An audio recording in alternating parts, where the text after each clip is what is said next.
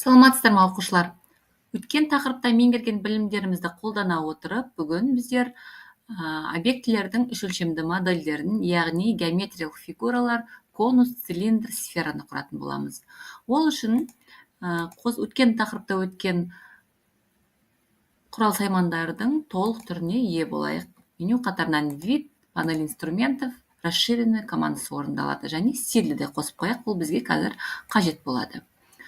Ең әуелі жұмыс аймағын дайындап алайық. Координаты осьтерін дайындап, енді бастаймыз. Ең әуелі біздерге шеңбер қажет болады.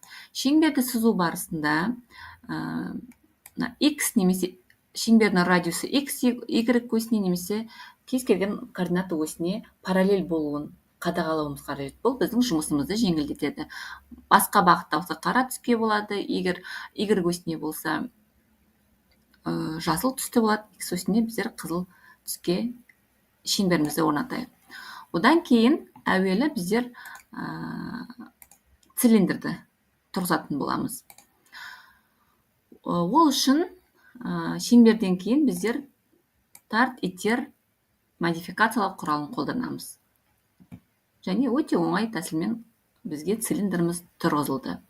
Келесі, екінші бізге тұрғызу керек объект ол конус. Әуелі конусты тұрғызбас бұрын қалай тұрғызу мүмкіндігін қарастырып алайық. Шеңбер және міндетті түрде тік төртбұрышты үшбұрыш енгізетін болсақ, бізге конусты құру өте оңайға соғады. Жоғарыда айтылған тәртіппен, яғни x осіне параллель етіп шеңбердің радиусын орнатамыз шеңберді және карандаштың көмегімен центрінен міне бізге көк оське параллель тұр, сондықтан көк түске боялды. Тік төртбұрышты үшбұрышты енгіземіз.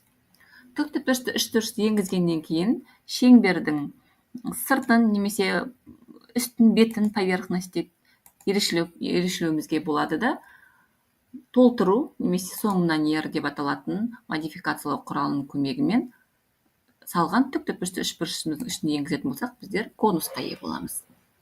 Келесі қадам сфера құру.